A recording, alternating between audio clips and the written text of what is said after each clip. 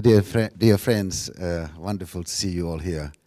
It's a great group of people from different schools of Aalto University.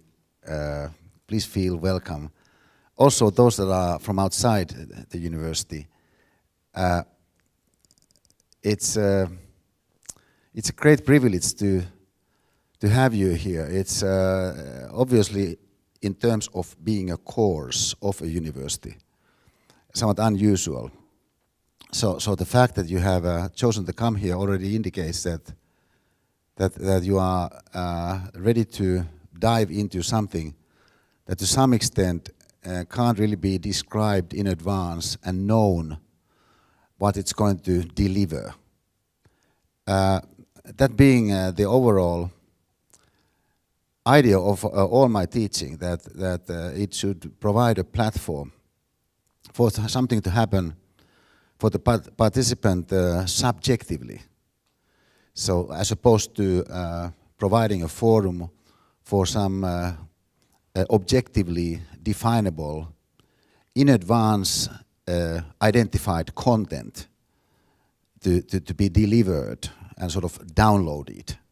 Nothing wrong with that approach. It's an important approach, and one way for us to enrich ourselves. But the alternative route is the one that we are going to follow here, and that's the approach, as it were, more to within ourselves, and at the same time also towards maybe one another around this kind of I hope a campfire, sort of a situation where one might feel accepted without any particular demonstration for the reasons why somebody should be accepted. I mean, very often when you go to a situation, you need to sort of demonstrate your credibilities in view of what's going to happen there. So maybe you need to demonstrate that you are intelligent enough to be able to follow whatever there is being discussed. But from my point of view, the key point is us as human beings, and therefore it's something that we already have. So it's not like working in this situation for these 4 occasions that we are going to meet in this I think great space in the design factory here in Otaniemi of the of Aalto University. It's like a situation where perhaps we could touch ourselves slightly differently as compared to what would happen had you not come to this situation. But it's a diverse group, so let me see. How many of you haven't heard any of my presentations before? Okay, thank you very much. And the rest have heard me, so let me see those also. Okay, so that's maybe, probably it's just a short presentation in the orientation week. For those of you that have never heard my presentations, just a couple of sort of observations. One observation is that I never make any sudden questions in my seminars or lectures. And the reason for not making any sudden questions is because I believe it's useful to try to create a realm, an opportunity, a space for highly associative, highly subjective thinking. And why I believe this is useful is because it could be that some such thoughts that you might sort of stumble upon might be important from your point of view. So if there is a risk that the facilitator, if the speaker can all of a sudden ask you something, of course you have to reserve some energy for that potential challenge. But that challenge doesn't exist in this lecture situation. So in that sense, it's not really like a lecture. It's you could say that maybe it's sort of like a theater performance almost.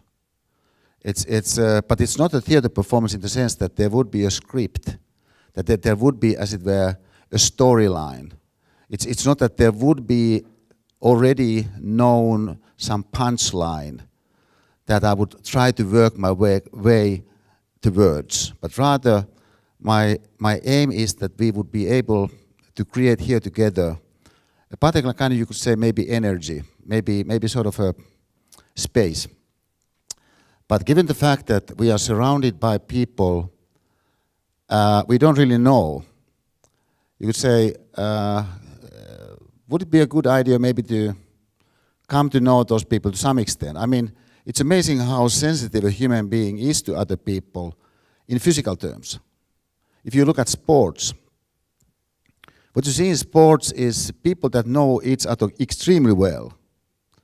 Still, before the game starts, doing particular, you could say, routines, like for instance in ice hockey, the most popular team sport here in Finland, what you see is that the players gather around the goalie and pretty sort of tightly, pretty sort of close by. Or what you see in basketball is when players are announced and they come to the court, what they do is that they greet one another.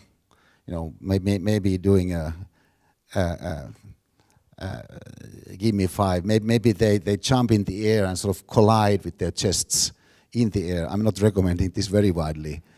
But of course it's a possibility. I mean, a human being can sort of recognize the other one in quite a number of ways.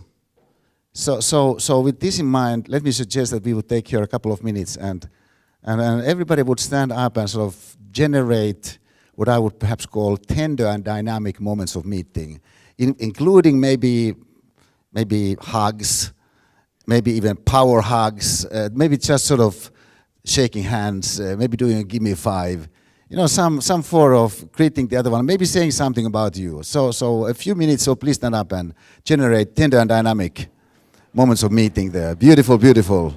That's it, excellent. Here are two or three sort of key principles from my point of view regarding, as it were, the tone, I hope, atmosphere. But if we think about us as human beings, as opposed to, let's say, future engineers or future marketing professionals or architects, if you just think about yourself as a human being, or if you think about anybody in this room, I mean, we are maybe 100 people now. You could say, well, this is Aalto University. This is entirely voluntary, this class, if you think about it as a class. You could say that, well, what's the likelihood of somebody in this room making it the big way in 10 years' time? And I'm not saying that people should make it the big way or any way. I'm just saying that, you know, this is a possible question. And you say, well, people that would enroll to that kind of class, regarding which you don't really know what the takeaways are probably sort of creatively oriented people, probably people that want to sort of explore also the non-obvious. But what we know of people that want to explore the non-obvious at student age, very often make it in terms of the contribution. Particularly if it's the case that there would be space in work life, in the world generally, for new types of ways of doing things. So returning to the question, what's the likelihood of somebody in this room making it the big way in 10 years' time? I would say it's absolutely certain somebody's going to make it. And to repeat, I'm not saying anybody should make it. I'm just saying, you know, it's just a fact that if you have 100 such people from other universities, in the different schools, in this kind of class, you could say it's absolutely certain somebody's going to make it pretty big in 10 years' time. But if you ask, well, where might this person be? it's equally clear you can't really say where the person is, because very often, of course, somebody who makes it the big way is already originally impressive. So for instance, if somebody is just looks charismatic, somebody has this gift of mesmerizing the attention of other people, and the way he or she articulates things is so brilliant, so obviously. So you say, well, this person is going to make it. But in most cases, this is not the case.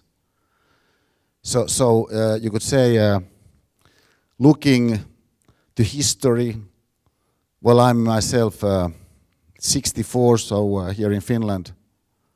I've also abroad, but particularly here in Finland.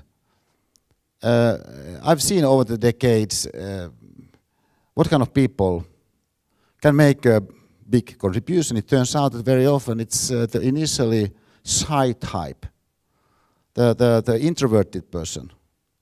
It's amazing. I mean, you can't really predict on the basis of what somebody's style is, let's say, in terms of addressing a crowd, what the person's contribution will turn out to be as the person develops himself, develops herself. So there's more to us than meets the eye. More that is good to me is just a basic principle of what it means to be human. I mean, it's to me equally trivial as to say a human being, as long as he or she is alive, has a body. So a human being has a body, but similarly, from my point of view, it's equally blatantly true that a human being has something about himself or herself that so far hasn't just realized itself in terms of the contribution, in terms of the good, from the point of view of the person himself or herself, or from the point of view of other people, from the point of view of the good of the society. It's just an obvious feature of what it means to be a human being. But if this is the case, you could say, is it possible that some such aspects of you that might, in the long run, turn out to be extremely significant in terms of what you can contribute, might be some such features that initially didn't really seem that impressive? And what we know of many of the world's most famous actors is that they themselves tell us that they were so shy. You could say Nicole Kidman, obviously, you could say, when you think about it. That sensitivity, that nuance, probably wouldn't have been there had she been an extrovert type. Because if you're an extrovert type, then you find that some of the ways you express things just sort of hit the mark without you really trying it even. So you don't have to study alternatives. So it could be that the fact that somebody is, let's say, introverted, somebody is shy, could turn out to be a great benefit from the point of view of the person later on when the person addresses big crowds, let's say. So something that seems like a defect could turn out to be a major advantage is part of this principle. There's more to us than meets the eye, more that is good. Another principle is, from my point of view, perhaps somewhat more, you could say, controversial. At least it's sort of more like a statement. This is one way to think. Better thinking leads to better life. And you could say, well, what kind of thinking? Well, depends on the case. What we do know is that sometimes you manage to think about something regarding some familiar theme in a slightly different way. So there's some different tone to the way you think about something, and then something happens that is sort of surprisingly different. Although the initial difference was just the way you thought about it. I mean, it could be that you have quite aggressive thoughts for whatever reason. Maybe you got stuck in traffic, or you're cycling, and some person in a big car throw very close past you. So you have this sort of aggressive energy about you as you go to meet some people. And the meeting is different as compared to had you had more kind thoughts. Had you been sort of more yourself in terms of your connectivity and ability to connect. So better thinking leads to better life when combined with the first point. Calls for the opportunity maybe to try to find places where you could combine the two, maybe think better thoughts from the point of view of maybe connecting with some of those maybe less apparent, less obvious aspects hiding somewhere within you. And this maybe in the company of others, that you could feel as if you were at a campfire. You know, it's amazing. You go to a campfire. There's this bonfire, like the one in Regatta. This Regatta Cafe. Some of you undoubtedly have been there. It's such a great place near the Sibelius Monument. So there's this bonfire. I mean, you wonder how it's even permitted. You know, I mean, this is Finland. You know, most things are illegal in Finland. So, but there is this bonfire. I mean, one is impressed. And whenever you go there, and I like it myself very much. My special lady likes it, so we go there quite often. It's often there are also foreigners, and everybody is somehow, you could say, happy there. It's amazing. It's somehow the bonfire, the sort of campfire, turns out from people, particular as it were, tone. So should we be able to create here a particular kind of tone? This is just a possibility.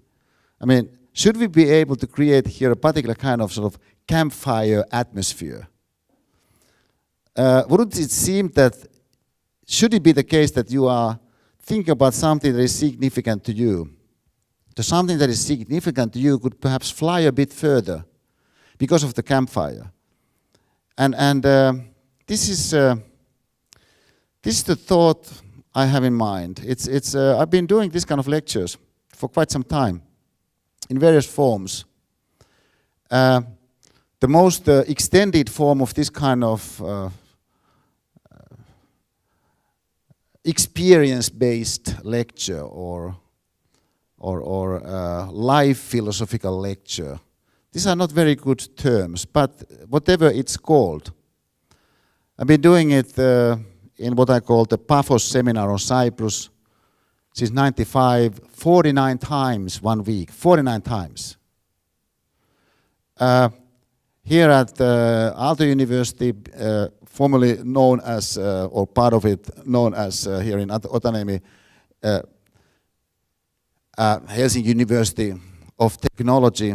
I've been doing it since 2001, and before that, I was already doing it in companies, organizations, to some extent also at University of Helsinki, where I formerly taught. But the point is, I think I have seen quite a lot of amazing effects when people allow themselves to think thoughts that are relevant to them. But it's surprisingly difficult to think thoughts that are relevant to you. Because most of the time your life is sort of captured by other projects.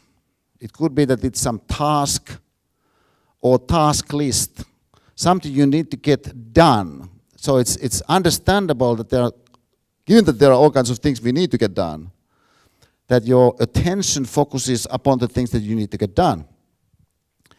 Of course, you could say in principle that, but shouldn't you single out time when you just don't think about whatever tasks you need to get done? Yeah, in principle, you could do it, of course, but most people have difficulty de facto to do it. Also because in our private time, there are all kinds of things we need to get done and what we want to get done.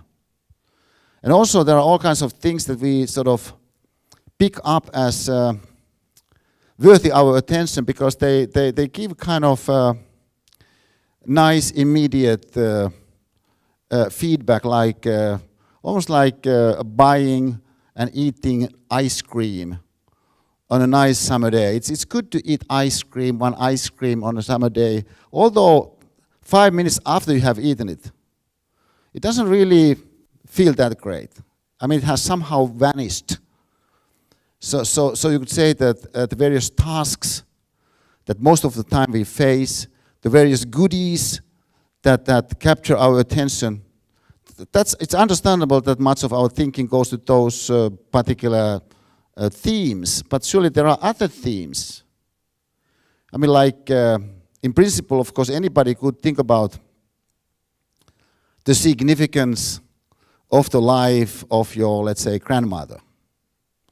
Sort of putting in her shoes to some extent. In my case, my grandmother, from my mother's side, was born in 1900. At that time she was born, women didn't have right to vote anywhere. Not in Sweden, not in Denmark, not in New Zealand, not in the US, not even Finland. And you could say, well, she was born 1900. She passed away in 1992. This is very dear to me because she lived with my grandfather in the same building downstairs in this little house that my grandfather had built to Hyvinkää, this little town I come from. And we lived upstairs. And she was always home when I came from school. She was so dear to me. But it's her life, she went 4 years to school, 4 years, altogether 4 years. Which was pretty much the norm at that time. So you might think about somebody's life, somebody who is close to you, and think about, some of the strivings, perhaps some of the magnificence that is involved in that striving. But you don't have to do it, because it's not likely to relate to anything that you need to do. So the possibility of allowing our thoughts to associatively go to new type of directions, but directions that are significant to us, that's what I hope we'll be able to do in this space. But not only in this space, because we have created a digital platform. I'm very excited about this. We've created a digital platform.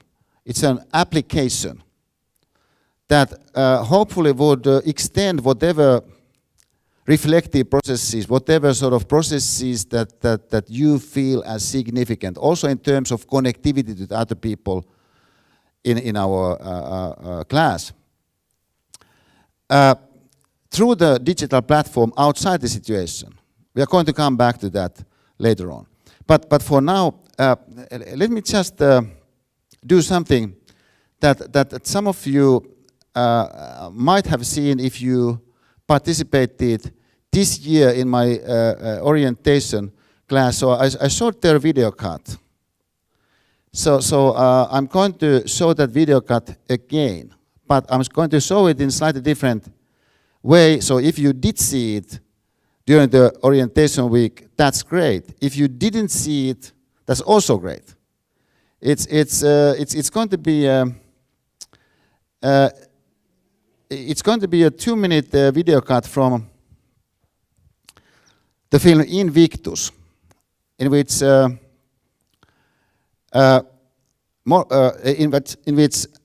Matt Damon there in the left is playing the part of Francois Pienaar. He is the rugby captain for South Africa's rugby team. And he's going to meet President Mandela. Nelson Mandela, who had become the president of South Africa sensationally after 27 years in prison, is facing the problem, which I would say it's a universal problem. We face the same problem. We don't face the same problem quite so dramatically, obviously, as Mandela faces the problem of some two being separated when in fact everybody would benefit if they would be more connected. So it's this idea of separation that Mandela is facing. Well, in his case, the separation is quite dramatic in terms of history. It's brought to every situation with the skin color of the person coming to the situation. So it's a dramatic theme. But from his point of view, the key question is how could we overcome the separation? And he gets the idea that we have next year the World Cup here in South Africa where we host the World Cup. So wouldn't this be possibly on an occasion where people could perhaps connect? And he has asked the rugby captain to come to meet him. So let's look at this for just 2 minutes. We know that this kind of meeting did take place. Also, we do know that the actors, Morgan Freeman and Damon here, are doing a really remarkable job in depicting these real persons. Can we switch off the lights?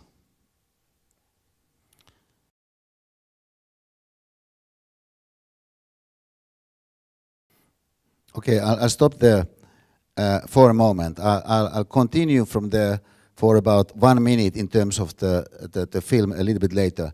But let's first look into what we saw there from the point of view of the following perspective. I mean, if you think about if you think about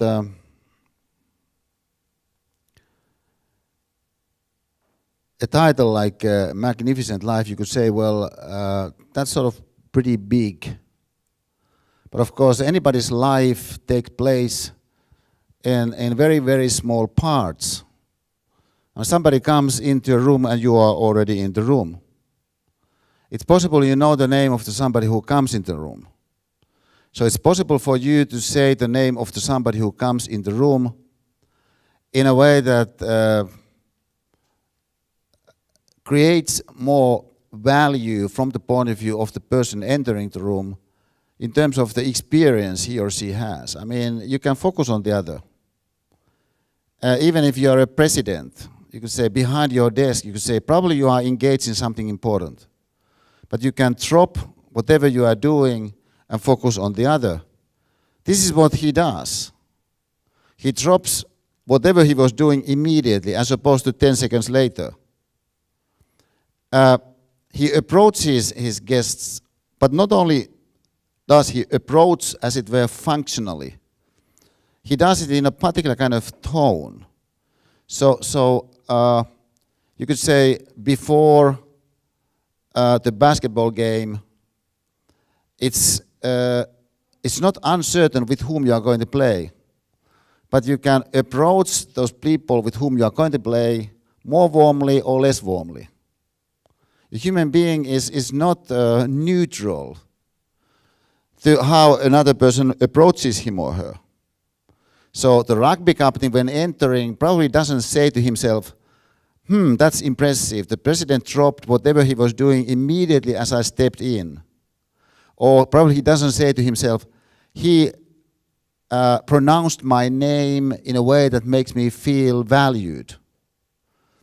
Because a human being experiences at any given time more than he or she articulates. But that doesn't mean that you couldn't, as it were, work in terms of making the other feel valued. If you orient yourself to making the other one feel valued. So focus on the other, showing interest. Tell me, Francois, how is your ankle? It's a possible question that you ask, I heard you're from Colombia. Tell me about your country. It's South Korea. Tell me about Vietnam. You know, Germany. You know, people in this room are from different countries. So I mean, you can ask somebody something. I have twin boys. My twin boys are now 28 years of age. And when they were born, it was big news Because, I mean, it's sort of funny, but I'm a famous guy here in Finland. But I was already famous 28 years ago when our boys were born. So the media found out that the special lady and me we have gotten a baby. They thought it's a baby at that time. So they had a car parked outside our home and hoping to see us. It was quite sort of, well, also funny in many ways, but a lot of people as a result know the fact that Esa has twin boys. Now, if you are yourself a twin, this is not a neutral fact. It's sort of like, it's very unusual sort of to be a twin. Even if it's just your sister who has twins, probably has imposed upon you the observation that, twinhood it's an exciting aspect of life. Somebody can have twins, somebody can be a twin. So I can meet somebody, let's say in a train, and somebody says, Esa, I'm myself a twin. Or Esa, my sister has twins. How old are your twins? And well, this is a total stranger, but the subject, this is an important subject to me. So already there is a connection, particularly if I feel that the person is authentic, if the person is genuine in making this question. I mean, somebody says to me here in the campus, I'm walking somewhere, somebody says, excuse me, Esa, excuse me, Professor Saarinen, whatever the opening is, could I ask you about preparing for a presentation, because I've been to your lectures and I've noticed that you have prepared very well your presentations. So how do you prepare for such presentations? And I look at the person and certainly will say something. The depth depends on how much I feel the person is genuine in being interested. I mean, if the person is genuinely interested, I can tell everything. But the fact that I love what I do means that I don't really want to push my case. I mean, it's okay to be sort of interested on a social level. But if the person is ready to go further, I'm also ready to go further. This is, I would say, generally the case. Showing interest is a tremendous thing in your human arsenal. But notice that showing interest is different from, for instance, having tremendous IQ. Somebody can have tremendous IQ by some test, but not really show interest to many things. And this could be because the person is only interested in particular kind of things. It could be understandable that the person is only interested in particular kind of things, given the fact that he already showed promise in such and such things early on. So therefore he has developed himself or herself in that particular realm. And other realms doesn't interest him or her. It's understandable. But a human being can show interest. But if somebody does show interest, the other one experiences this. And this is what we saw there as happening. The photo you see there is from the actual game. And you can see from the photo, first of all, that Francois Pienaar, the real Francois Pienaar, as opposed to Damon, who plays the role, is huge. Mandela himself is 185 centimeters, but Pienaar is huge. So South Africa made sensationally it to the final. And in the final, sensationally won the World Cup in '95 by scoring in the overtime. It's really sensational. Because they were such an underdog. But you have this in sports. But some small things are there behind. This is the theme. Safeguarding psychological safety. It's amazing how sensitive a human being is to the immediate environment. I mean, you come to a class and you sit to some chair in the classroom. But sometimes you feel as it were more at home. And the reason why you might feel more at home is that because some friend of yours came also. Maybe two of your friends. So the mere fact that you are there seated right next to your good friends in that perhaps somewhat strange glass, or maybe it's a glass that you sort of picked up, but your friends also happen to pick it up. It's not on the necessary list of courses you have to take, but you somehow feel safer. It's a human phenomenon, and we know this, of course, also from studies of teamwork to be tremendously significant.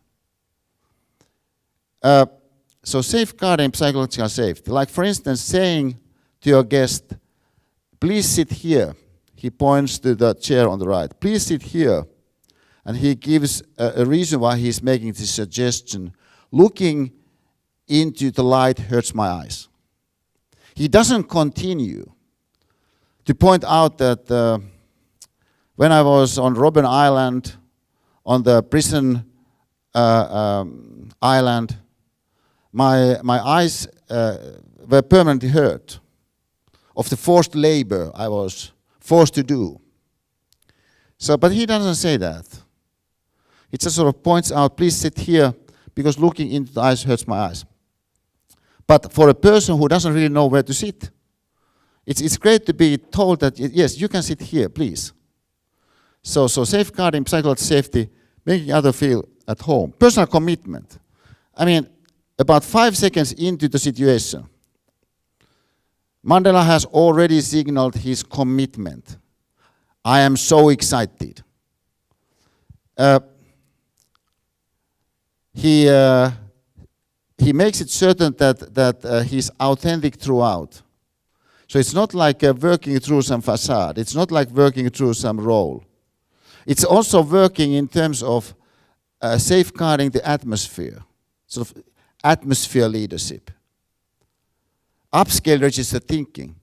When the side door opens and a third person enters, it turns out that this is a senior office person who comes with a tea tray. So the senior office person who comes with the tea tray turns out to be certain Mrs. Pritz. And Mandela, who has just pointed out as an argument for his guest to please sit here, the basis for the suggestion was looking into the eyes hurts my eyes. So associatively, he goes from the theme of light to the person who just comes in. You are a shining light in my day. But this is upscale thinking. This is thinking in terms of who are some of those people, perhaps some of those things in my life that bring light to my life. I mean, if you think about your grandmother now, it's possible that although she's likely to be quite far away, it's still possible that she brings light to your life in Otaniemi. It's possible. I mean, this is a way a human being is constituted. Some other people can shed light on other people. And there are likely to be people that do that to you. And of course, it could be that somebody, some of your fellow students are like that. Somebody just sort of, when you have the person in the teamwork, he or she brings so much energy, so much sort of lightness, some kind of sort of hopefulness. So it's possible to say to the person, you are a shining light in my day. Of course, this is not part of the way we normally act. And it's also something that we typically don't think from, that kind of perspective of respect, perspective of happiness, perspective of lightness, perspective of hopefulness. But those are upscale aspects. I mean, think about it this way. And now I'm going to relate to you something quite personal, and please follow me here. Although I say this rather rather brutally. The event itself was also quite brutal. 3 years ago, I had my big lecture series here in Otaniemi. It's a springtime lecture that I've had in Finnish for years. It's very, very popular. So typically we would have 500 students, 600 students enrolling. So Jaakko, my assistant, and me are on our way to Dipoli, and where we had the lecture. So I'm approaching the Dipoli building, and one young guy approaches us with a bag. So the guy comes with the bag, and he's smiling. He seems delighted to see us. So he comes rather quickly, I remember. He came rather quickly, but smiling. So he offered the bag, saying, "Esa, I have a present for you." But when he was right in front of me, he stabbed me with the knife he had hidden in his sleeve to my stomach with full force. And then he, but I didn't notice it. I just sort of noticed something happened. So didn't know what it was. But what it de facto was him hitting me to the stomach with full force with the knife, with the aim of killing me. And he hit again. I blocked it with that briefcase. There's quite a nasty cut there. And I happened to have leather gloves in my hand. So I grabbed the knife by the blade, and I managed to hold on to the blade as we fell backwards on the ground, and me still holding the knife, the guy trying to get it back. Jaakko jumped on top of him, shouting to the two people that were further down, "Hey, come to help us to get away the knife." And these students that were further down came running and helped us to get the knife away from the guy. A very, very powerful incident, which incredibly didn't destroy anything inside my stomach area. It's just amazing. But it made big news here in Finland. So from my point of view, the principle "there's more to us than meets the eye" was very strongly highlighted. I remember the moment when we left the scene in the ambulance, and the guys put the sirens on. I remember thinking, this is good. I mean, the one time that somebody tries to murder you and you are taken away in an ambulance, I think it would be a major, major anticlimax in aesthetic terms if they putn't on the sirens. So it was good. So we left the scene in the ambulance, the sirens on. And I remember thinking, how is it possible that I haven't realized that there are so many good people around? Which I had just witnessed. You know, it was amazing how people wanted to help. And there's an entire, you could say, structure expecting to help. It's amazing. So I'm there in the ambulance thinking, how is it possible that I haven't seen that there are so many good people around? And I remember thinking, quite clearly my thinking pretty often is caught in all kinds of surface defects. So as opposed to realizing how good people around you are, it could be that you are caught in surface defects. In my case, I thought that is the case. And it was really brought home, this point, in the aftermath of the stabbing, because we got so many different kinds of expressions of compassion. It was just astonishing. We must have gotten thousands of various kinds of messages. And the most impressive one, I think, was one day when I left. I was then already at home. I wasn't hospitalized that long, so I was at home. So I leave our house and in order to walk a little bit, And I walked on the street, Fredrik Street. And I come to the corner of Erik Street, where there were red lights for pedestrians. And of course the non-Finns knows that here in Finland, you don't walk the red light typically. So I waited for the red light to change, but I noticed this homeless couple on the other side. So this homeless couple on the other side was also waiting for the traffic light to change. Then it did change.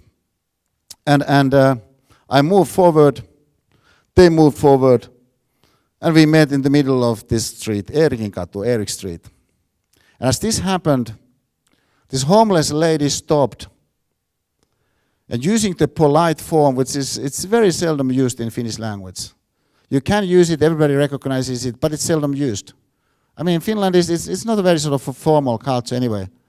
So using the formal language, she addressed me and said, it's great to see you up and well. Good luck on your journey forward. Hienoa nähdä teidät jalkeilla. Tsemppiä tästä eteenkin päin. It was extremely powerful. A reminder of the fact that somebody can bring light from an astonishing direction. You didn't expect it. It's the sort of kind of thinking from the upscale that I'm here highlighting, but also using the positive associations as a backbone of your everyday thinking. This is what Mandela there is doing. The theme of light came up when he pointed out, please take this seat, looking into the light hurts my eyes. So this is a theme of light. So associatively, he goes to recognize Mrs. Brits from this perspective of light. This is possible for you to associate in the context of this course. This is what I would so much hope would happen. Associative thinking. Notice that this is not what you typically do in a university course. Because in a university course, you're supposed to stick with what the teacher tries to tell you about the something, because the professor, the teacher, is an expert on the theme, and the theme is definable objectively. So therefore, it's important not to associate too freely. You want to know what the theme is objectively. But if you want to think about your life, I think it's absolutely crucial to allow yourself to think associatively, think subjectively. So in the course of these 4 events, and maybe the word event is appropriate as opposed to a lecture, what I do hope would happen is that your thinking would, on the one hand, adapt more high-up categories, more sort of lightness-filled categories, more upscale register categories, and from those look into whatever is happening in your life or will happen or has happened associatively. And you can do it because of the fact, this is also important. Another reason, in addition to the reason I already mentioned, for why it's not advisable to allow your thinking to start to wander in a normal lecture-like situation is because if that does happen, is you, as it were, follow your own thoughts, you might miss the lecturer's thoughts. And as you re-enter the lecturer's thought, it could be that you can't re-enter because you don't understand where he or she is. Because most lectures in a given university are sort of linear. So if you drop out, you remain dropped out as far as the lecture is concerned, or you may have to ask somebody there sitting, hey, what's this? But in my lectures, this doesn't happen. I mean, you can sort of re-enter at any time. And why this is the case is because it can't be really understood anyway. Well, Ida here has been also my assistant for years, and Ida told me that one friend of hers, a couple of years ago, had said, Ida, you're Esa's assistant in the big course, But I can't really come maybe 1 or 2 lectures, but surely you know what Esa is going to cover in a given lecture. So maybe you can hint me what would be particularly interesting from my point of view, because you know me so well. And Ida said, well, I said to my friend that, well, yes, I do know in principle what Esa is going to discuss about on the level of the name for the lecture, but you can't really tell that much from the name of the lecture, because the name of the lecture can be, for instance, Lady Gaga and Kill Bill. So you can't really know what the content is. Then I see also the slides before the lecture, but even from the slides you can't really tell what's going to be covered on the one hand, because it could be Esa doesn't actually use the slides. He has just planned to use them. Also, it could be that there's just one word on the slide. It could be that there's just one word and the word is perhaps. So it's hard to tell in advance what's going to be discussed, but what's even more amazing is that even after the lecture you can't really know what was discussed. Because, all kinds of things came to your mind, but it could be they are different in your case as compared to the next person. And that's the idea that it should happen. So, positive associations, using humor for shared experience, for sort of life camaraderie, in sports as in life. Well, at least nobody is trying to take my head off when I'm doing my job. Creating connections. Mrs. Pritz, this is Francois Pienaar, Captain of the Springboks. I mean, there's no particular reason why somebody should introduce somebody else to somebody. I mean, there's your VIP guest, you're the president. There's no particular reason why you should introduce your VIP guest to a secretary. Except that maybe you're the kind of person who likes connections. It's good when people are connected. So it's a possible sort of orientation for somebody to pick up at the age of 22. It's good to make connections. It's great to connect people. I mean, it's just like you say, somebody could at the age of 22 make the decision that I want to make people feel more valued because they are in my presence, as compared to what they were 5 seconds before. And how do I do it? Well, with the kind of methods that we just saw, for instance. By focusing on the other, by asking something from the other, by sort of approaching the other warmly. I mean, a human being can do that. It's not sort of as it were a specific skill that you need to sort of expertise in. It's just that you switch on what you are as a human being more than typically would happen automatically. Treating everyone with respect.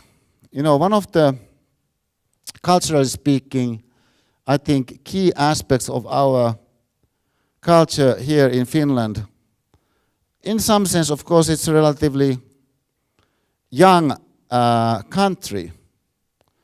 We've been independent 100 years. We were under Sweden. We were under Russia. We've been independent 100 years. But even before we were independent, you could say that our, as it were, civilized culture doesn't really run that long. So as compared to many of the proud countries in Europe. But you could say one of the good points about that is that it's fairly natural for Finns to feel equal with anybody. Not to, as it were, put yourself above anybody. And it's our backgrounds are pretty much the same. Somebody speaks Finnish, you can't tell where the person comes from in terms of the social background. You might be able, in some cases, to hear something of the region. But from any given region, any kind of people can come from. So treating everyone with respect, this resonates in me very strongly.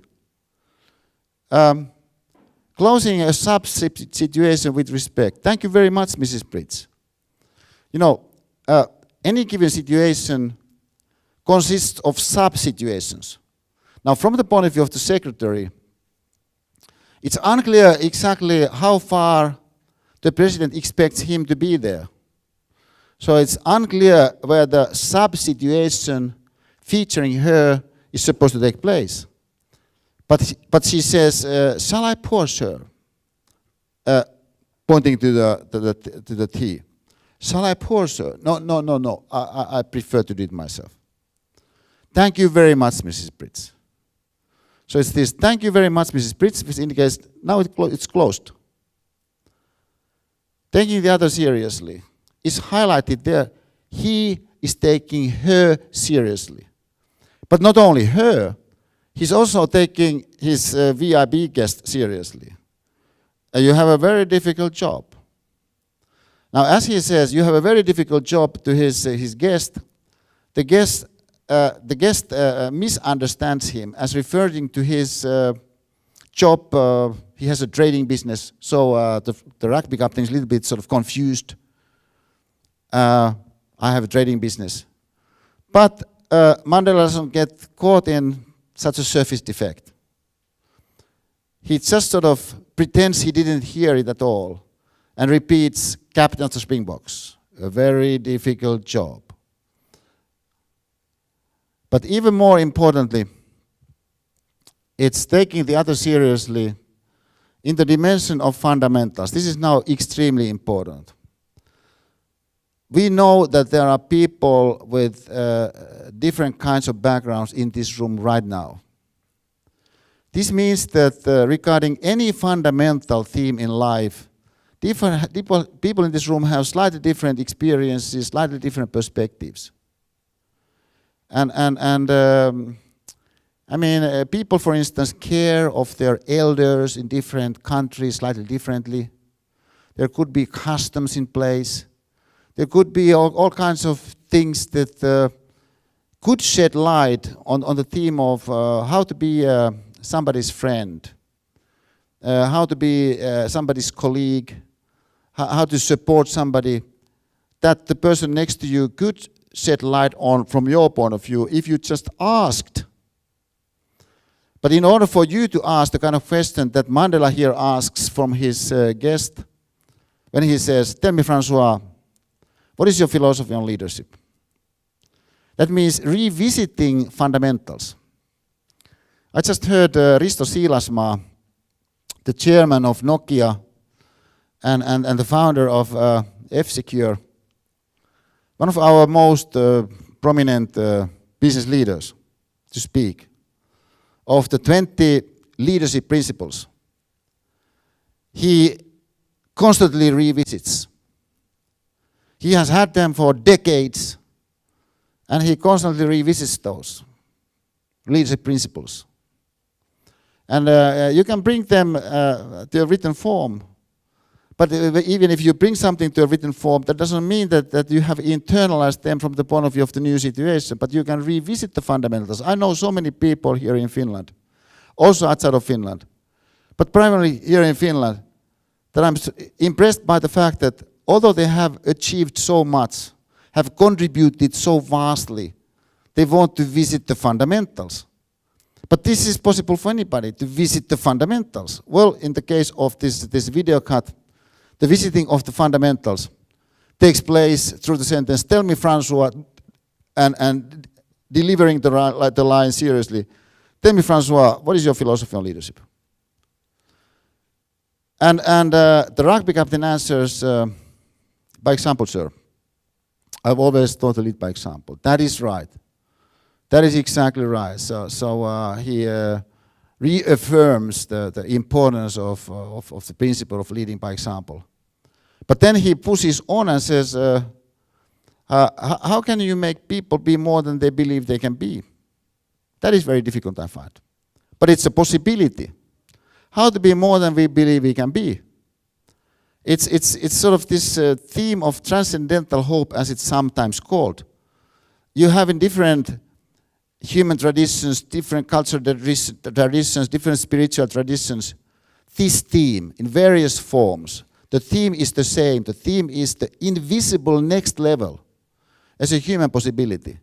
It's not some kind of positive thinking, it's not some kind of ideology, it's just of recognizing that there's always something hiding in a human being that is good, that could come out, but maybe there's something that would come out, would be of tremendous significance. So it's that question, as you could say, of the higher reaches of humanity that Mandela brings out as a possibility. But it's totally generic possibility. So he's talking about this generic possibility of reaching out to higher reaches. And his answer is using the work of others. Now, you could say that this is pretty sort of rough answer intellectually. It's not very exciting an answer. Use the work of others. Is it conceivable that your grandparents reached out to a next level? I mean, here we are in the country of Finland. The country of Finland was dragged into Second World War. The country of Finland didn't have very good prospects in the Second World War. It's a small country. So the fact that it was attacked by Soviet Russia, you could say that, you know, prospects are not very good. But if you ask, well, which countries in Europe that were brought into Second World War have a capital that was never occupied by any foreign force during the Second World War? It's a short list. It's this higher level something that can happen in football, Iceland, some particular club nobody heard of might make it to the top. It's a human possibility, but intellectually speaking, the answer that Mandela here poses, it really is quite trivial. And then he comes back and refers himself as an example of using the work of others, finding inspiration in a particular poem. This is the poem Invictus, which is also repeated in the name of the film, Invictus. And if you go to the web and search it, you can read it, and probably you are impressed to some extent. Yeah, it seems like an impressive poem, but of course it doesn't really explain how it can be that significant. But a human being is such a creature for whom something like that, even they're just words, can be that significant. So with that in mind, let me now go back to the film itself for one more minute, and close this discussion. Can we again have the lights away? So one more minute.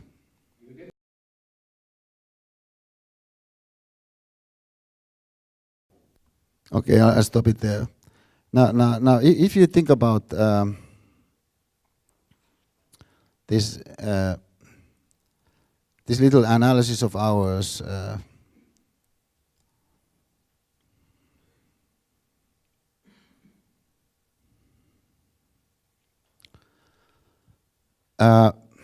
sometimes it could be that you have the answer. In many cases, of course, you do have the answer from your point of view. At the same time, it could be that the other one doesn't really want to listen. It could be that the other one doesn't seem to be ready for the right conclusions. But of course, you could respect the other one's, you could say, magic.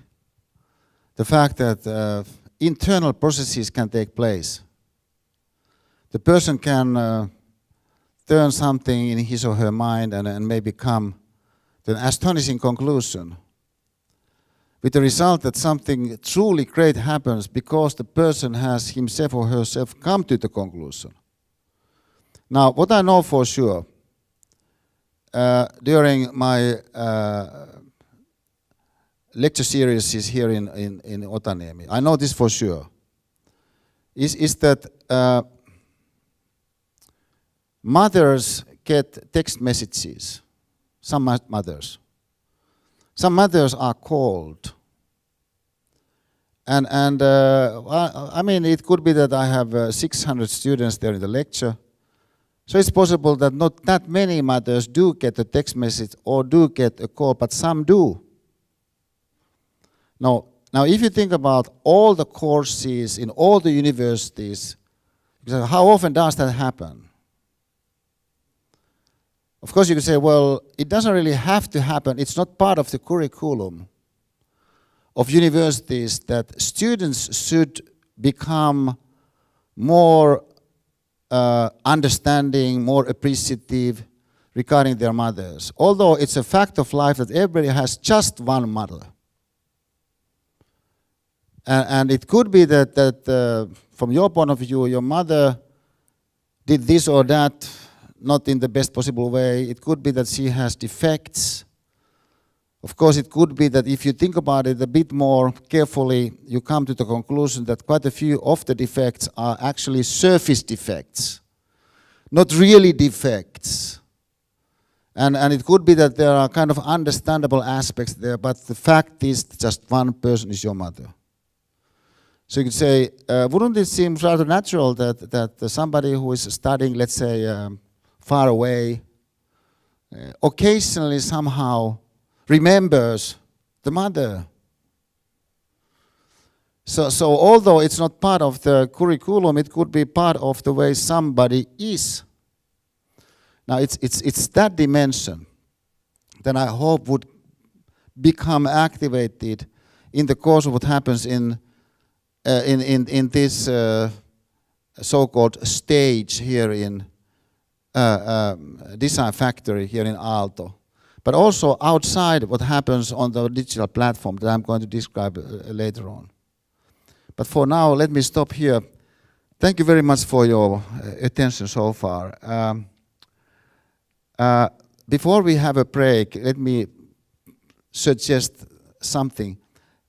Let's have a short discussion in this room where you would turn to somebody there, maybe form a group of 3 people or so, maybe just doing it in duet form, and just sort of exchange some of your impressions so far, some of your thoughts. And then let's have a break of 20 minutes. There are, I think, 3 bio break places. One of the bio break places right outside there, on the right, and on the other side also, and then there is one as you go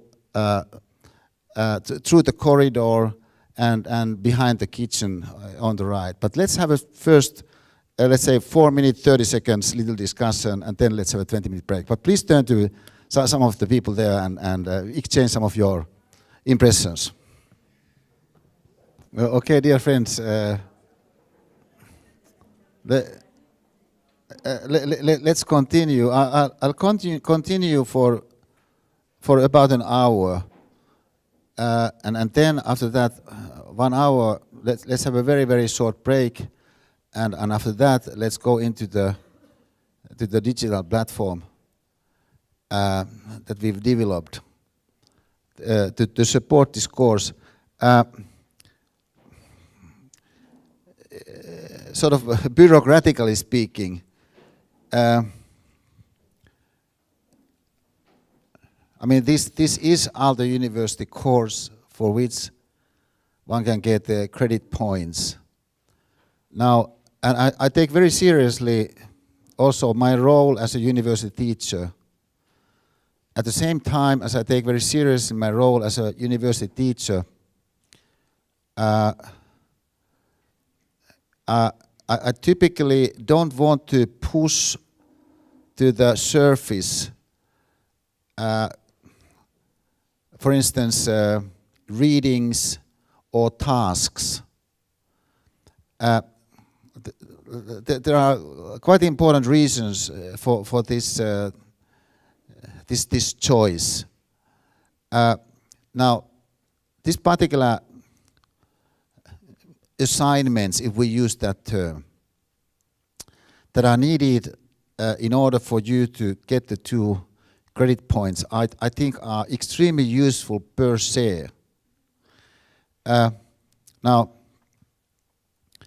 of course, we don't keep track of the people that actually do come here. So in the concluding essay, that's the item number 4 there, the reflection essay, we ask people to indicate how many times did you actually come to Design Factory for the lecture. But of course, you know, somebody can lie. And not stick to facts, but it's from my point of view, extremely beneficial to actually come to this space. I'm afraid I can't really fully describe why I believe that is the case. I mean, why I believe it's so beneficial to come here. But there are some points, however, which I will bring out shortly. Now, so point number 1 is participation in the so-called lecture events themselves. But we film each of these. So each of the lectures you can watch afterwards from YouTube. Mikko Raskinen, our film master there in the back, has done videos of my lectures for years. And they have surprised us in terms of how many people have found them for some reason useful. So we are rather encouraged by Mikko's work in this direction, but still I think the thoughts that emerge as you come here, the associations that emerge, I believe are going to be special. It's very hard to watch a video and forget the kind of tasks that you could be doing at that same time as you are watching the video. So therefore, the wings of your associations are sort of cut, at least to some extent. So please try to come here. Then we have something we call dialogical meeting with 4 to 5 other course participants. There's a particular structure for the way that we believe it's useful to do it, that you can read from the course pages. And then we have 2 articles. These are sort of scientific articles, semi-scientific articles, science-based articles that shed light on some of the themes we discuss here.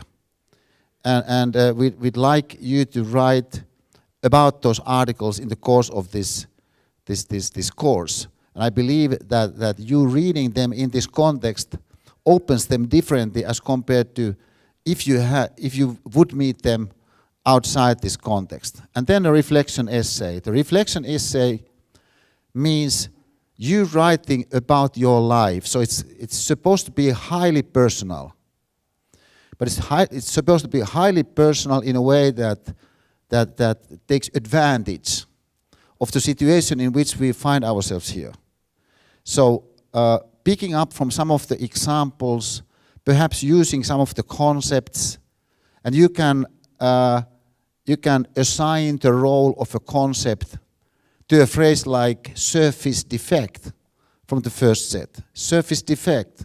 You know, me in the ambulance thinking, how is it possible I haven't noticed that there are so many good people around? Clearly my thinking has often been caught in surface defects, so you can sort of stop there and single out the words surface defect and with that, as it were, torchlight, go to some other context and look at the way you think about, let's say, your father, and maybe observe from the helicopter from which you set the light. That some of your thoughts, some of the reservations you have regarding your father actually are based on, when you think about it, surface defects. And notice that I'm not making any claim here. I'm just describing a possibility. It's the word of possibility which is absolutely vital here. Now, here's one, well, maybe I don't say it. Maybe, sorry, I don't say that, I say this. if you think about your life in a given everyday,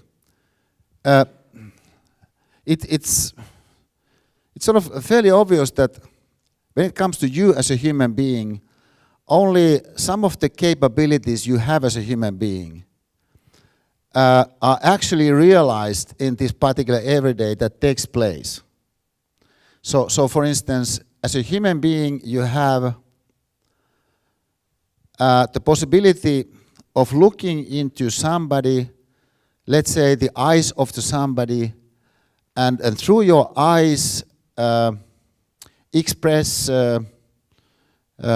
appreciation, encouragement. This is possible for a human being. And that's, as it were, a different kind of a skill or different kind of competence or different kind of capability as compared to what most of the time everybody on this campus is trying to get. Because most of the time you're trying to get the kind of capabilities that most people just don't have.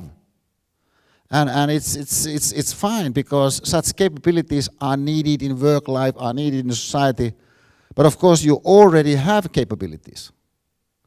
But some of the capabilities might not have come to the attention of people you meet in your everyday or even yourself, because the everyday brings out certain things as a result of the tasks that you happen to encounter. But the tasks that you happen to encounter are to some extent contingent. They could be different. I mean, should it be the case that you pick up the job of somebody working in a reception? It's possible that as a result of you working there in the reception for, let's say, a month, you observe that actually it makes a certain difference if I look at the person who comes immediately in the eyes. So you develop, as it were, that skill. But of course you already had the skill. It's only that you didn't, as it were, use the skill that you actually already had. I mean, you might look at the video and observe that somebody in the video pronounces somebody's name in a particular kind of way, Francois. And you realize the fact that of course you could pronounce somebody's name in a way that makes the person feel more valued than the same person felt 5 seconds previously, as a result of now hearing his or her name pronounced the kind of way you can pronounce it. So it's like turning towards ourselves in the human realm from the point of view of possibilities of contributing, that I hope would come to focus into your, as it were, internal focus. And it's not to sort of criticize you from some hidden or direct direction. It's just to acknowledge that of course we use ourselves fairly narrowly. We just don't use everything we have. And one key reason why we don't use everything we have is because we don't seem to have use for the something in the circumstances in which our life takes place and in the context where we are being evaluated. So for instance, you participate in a group work and then you have to present the group work. This means that you have to sort of say something, you're part of the group that are presenting to something. Your capabilities of saying things, of analyzing things and stuff like that, these are capabilities you have as a human being, your capability to sort of dialoguing. But now we are talking about the kind of human characteristics that in the context of an everyday could easily get bypassed. So the big hope that I have regarding the 4 times we meet here is that you could perhaps to some extent reflect upon yourself from the point of view of the resources that are not so obvious, but still existent. And in particular observing this, I would say, stunning fact. As a human being, you have the capability of directing yourself to getting certain things done. And of course, the fact that the human species is this kind of sort of task-oriented creature collection that intentionally can make things happen is something that has made us to survive. And it's sort of understandable that you when you need to get something done, you just sort of keep it in mind, because that makes it more probable you get to something done. Now, at the same time as this is the case, at the same time as we have, as it were, this kind of performance mode within us, this sort of task orientation mode, this kind of getting things done mode, we also have within us the possibility to just sort of distance ourselves entirely from whatever the task list is. I mean, it really is astonishing when I think about some of the discussions I had with my father. He died in 2011. And in many ways he was a very impressive man. He never had hardly any formal schooling. He would have wanted to have, but his family background didn't allow that to happen. But he was very, very impressive man, I thought, in many ways. He was 3 years at the front. He was 19 when he went in. And particularly towards the later part of his life, I would occasionally try to make him speak about his war experiences. And what's astonishing in his war experiences was many of the positive aspects of the war experience, particularly regarding one particular guy who was my father's best friend at the front. And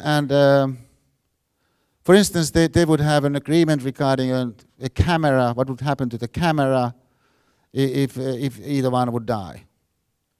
And they would have all kinds of things there.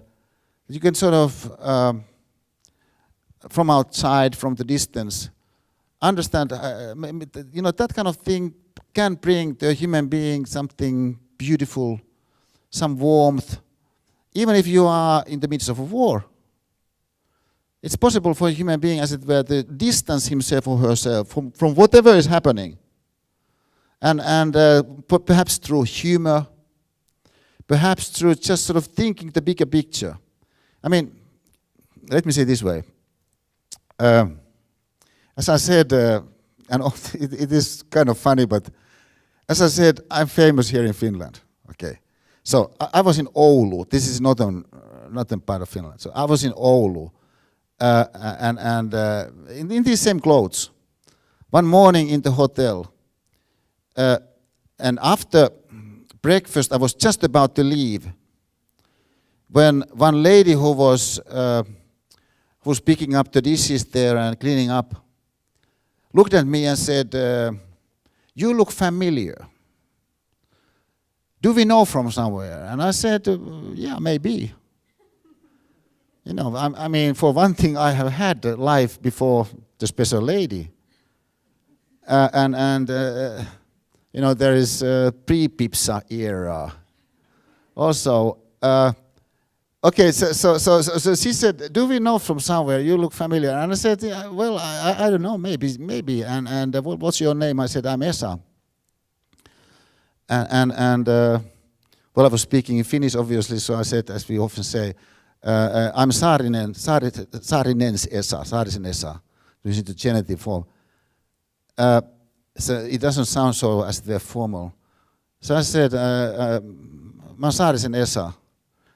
And she looked at me more acutely more sharply, and then said, well, we all age, don't we? and you know, and when you think about it, I mean, it's a fact. It's you know, this December it's going to be 40 years since my doctorate. 40 years. And I was 24 at the time. And you know, it's a fair prediction to say that one day it's going to be 10 years from this day, from your point of view. And 15 years from this day, 20 years from this day. But had you participated in these 4 occasions, to think about the bigger picture, also associatively allowing yourself maybe to reflect, might have made a difference to those 10 years. I mean, this is not to make, as it were, an accurate prediction. It's just to acknowledge a fact. Because most of the time, of course, we don't take time away from the immediate task-oriented life where we try to get things done and orient ourselves to various tasks in order to think about things that truly matter to us. Now, of course, in some cases, the things that truly matter to us introduce themselves to us so strongly that you just can't bypass it. But sometimes that's not the case. You know, sometimes the truly significant is something that doesn't, as it were, market itself that strongly. It could be that that's the case because most people you meet don't appreciate something that much. So like there is this national park right next to the campus, and we go there pretty often to stroll in that national park with my team, and it's sort of nice to walk there and talk and so forth. But there are not that many students that seem to be doing it. I'm not saying that people should be doing it. I mean, I haven't met one single time a professor there. I'm not saying that professors should go to the national park to sort of stroll. I mean, everybody has all kinds of things to do that sort of compete with the possibility of going to a forest. But of course, you do have the possibility to go to the forest. Now, the possibility of going to the forest is one where perhaps some of the thoughts that would emerge in the forest might be quite valuable from your point of view. But you need to have, as it were, the occasion to realize the value of that thought. Now, should it be the case that as a valuable thought does emerge, you would have a chance to sort of follow the thought a bit further? I would say that would be even better. But the possibility for that in the forest is somewhat sort of threatened by the fact that your phone might beep. So it could be that you just start to think about your godmother, who is such a great personality, and you know some of the grievances she lived through. Actually, when you think about it, it's so impressive. Also, what she said, let's say at your graduation from high school. You know, it's just in passing, but when you think about it, you know, there was wisdom about it. But it's just at that moment, you know, a WhatsApp message comes. So as a result, you feel the temptation to look at your phone, and nothing wrong with that. But it has a cost. The cost is in the dimension of the thinking. The thought that could have perhaps followed now doesn't emerge. Now, the possibility of such uninterrupted associative thought is the possibility we have in this space. And we have just 4 such occasions, and the first one of those is almost gone. So I mean, if you were a musician, you could say, okay, it's one thing to know a great piece. One thing to sort of play it in your mind. It's one thing to play it by just alone at home. But it's quite another thing to be in the midst of 100 other top musicians who also play their instruments and become, as it were, inspired by the concentration, by the sort of attention to nuance. And you somehow feel it, because it's part of our human constitution to feel each other if we are in the same space. I mean, even now, if you reflect back your experience of the first part,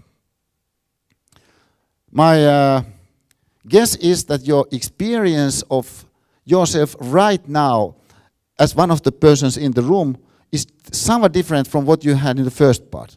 And nothing wrong with the first experience. It's just that it's now somewhat different because you feel as if we're more comfortable with the situation. You will feel more comfortable with the people you see there.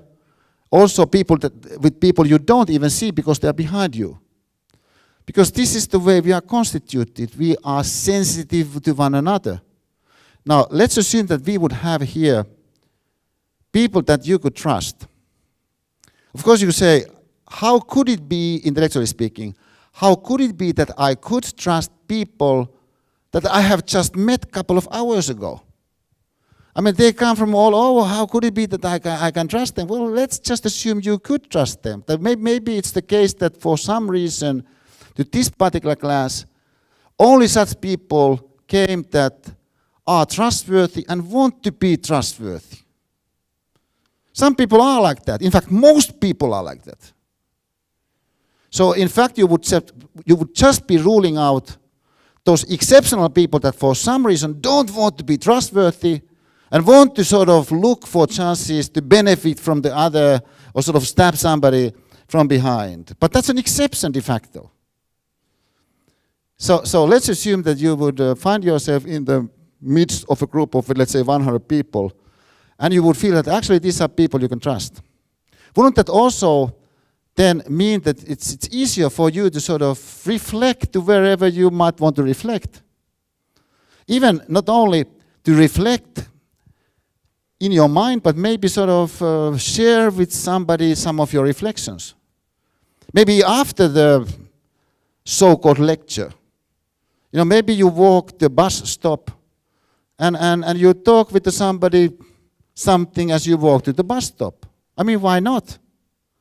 But let's assume that you would feel the trustworthiness, the seriousness of this other one, the interest, the warmth. The point is that would encourage your thinking in the dimension that we are here discussing. Meaning the following phenomenon. And now I'm here on the face of it jumping to a totally different subject, but please follow. This is something that came up during Nokia's miracle years, as I would describe them. It was such astonishing success that Nokia created in the late 90s, in the beginning of 2000s. Just astonishing. To gain the #1 position in mobile phones and also in doing a dynamite job in the infrastructure business. So Nokia was such an exciting company around the 2000. And of course it had 35% market share globally. So one of Nokia's key managers at the time, J.T. Bergqvist, made the following point that I'm now interpreting slightly differently, but please follow me here. The point is this. Let's assume that we are talking about 6 people that are in a, let's say, project group. And we are in Finland, so quite a few of the people that are in the project group are Finns. Now, Finns have been taught English language for decades. You know, I remember how much I was taught English. And also Swedish. I mean, we were taught a lot of languages in high school. And already before that. But the idea was that you were taught, let's say, English but with the idea that you will never speak it. Looking back, isn't this somewhat perverse and sort of pedagogical idea that you teach a language while at the same time you think that he's not going to use it? But that was the idea. A lot of Finns have been taught, let's say, English language from the point of view of he's never going to use it. Of course, the word has changed. Okay, so the first person coming to the meeting is a Finnish guy, let's say my age, feeling the fact that his English language isn't that great. He can't even pronounce properly the keyword change.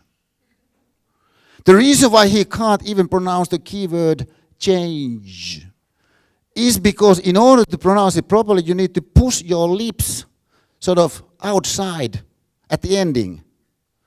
But Finns don't push their lips outside. Even when kissing. The entire Finnish language is spoken with certain sort of monotonous use of lips. You don't push them. So instead of saying change, a proper Finn says change. But he hears it, it sounds somehow, it's not really how it should be. So he's somewhat inhibited when he comes to the meeting, knowing that there's this Australian Mark coming, who is an ex-surfer in excellent shape, tanned, curly hair, laughing loudly. So as a result, Jaska, the Finnish guy, my age, loses 20% of his best edge. There's Mark coming, thinking, well, these Finns, in many ways, I like them. They are pretty trustworthy. There's this sort of almost innocence about them very often. This sort of kind of no-nonsense something. They seem sort of impolite, but once you get through the surface, there's such beauty, just warmed in the heart. But I would expect them to be able to say something, without 3 beers. I'm tired of sitting in these saunas all the time in order to hear them talk. So he's losing 20% of his best edge. There is a lady coming in thinking, one of the things I truly hate is this implicit chauvinism. I mean, nothing explicit, but you can sort of sense it. This sort of indication that I'm supposed to be a tough guy in order to be taken seriously, when the fact is I'm not a tough guy, I don't want to be a tough guy, I'm a lady. I love to be a woman, but at the same time I'm also one of the best professionals around here. So she loses 20% of her best edge with the same logic, and notice the logic. The logic is one of anticipation. The logic is one of expectation. What's it going to be like? Now, the anticipation is something that a human being can't help doing. There are all kinds of things you can prevent you from not doing. But you can't help making predictions all the time what's it going to be like in the meeting room. And the expectations are based on your actual observation so far. I mean, it's not a figment of your imagination to think what your colleagues are like. You've worked with your colleagues for months, in some cases years. I mean, if you are married with somebody, it's not your figment of imagination to know what your partner is like. So, your anticipations, your expectations are based, from your point of view, on facts. You, of course, bypass the fact that, facts don't present themselves to any human being directly. There's this layer of interpretation intervening. But in order for somebody to realize this layer of interpretation, the person needs to sort of think about his thinking. How is my thinking actually taking place? If you would think about your thinking, you might come to the conclusion, hey, in some cases I'm interpreting facts rather sort of negatively or one-sidedly, or this bias involved. And I mean, it would be fairly easy to come to that conclusion, but most of the time you don't come to the conclusion because of the fact that you don't think about your thinking. And you don't think about your thinking because you have chosen not to think about your thinking. You don't think about your thinking because you just have other things to think all the time. So, it's anticipation, which in this case leads to you becoming, even before the meeting starts, your 0.8 version of yourself. But of course there would have been all along the upscale register option. The upscale register option, this is the one that Mandela there was trying to open in the rugby captain, and through the rugby captain in the rugby team, and through the rugby team in the entire country, which is the first person coming to the meeting, Jaska, the Finnish guy, to think, it's so good Mark could make it. Because, I mean, he's so quick with the English language. He also knows that I'm a little bit shy. I'm an introverted guy. I mean, let's face it, I'm not a great presentator. I don't feel that comfortable, even when there is as little as 6 people present. I mean, my English isn't that great, but you know, he knows, Mark, that when it comes to some of the things we need to address, you know, I'm one of the best people to know, you know, what to do and what the case is. I mean, he appreciates so much my perspective, and he sort of all the time is out there to sort of get the pass from me. And then he scores. It's so beautiful to see him score. It's so good he could make it. So Jaska, the Finnish guy, gets 20% boost. Mark, the Australian guy, is coming in thinking, you know, I've always tried to give my best. But back in the days in Australia, I never realized I'm a great communicator, as it now turns out to be the case I am. From the point of view of these Finns in particular. You know, I just love to work with them. And it's great to be able to contribute on several different layers. There's the lady coming in thinking, one of the things I truly appreciate about my male colleagues is the fact that they truly are gentlemen. You know, I don't know how that can be the case. It's that I have had such male colleagues. I mean, you know, you hear the person talking with his fiancée, with his wife. You overhear the conversation. You immediately recognize, you know, this guy knows what life is all about. So she gets a 20% boost. So everybody gets a 20% boost with the same logic. And the logic is one that we can't escape. Namely, the logic of expectations, the logic of anticipation. You can't escape it. But it could go upwards equally well as it normally goes downwards.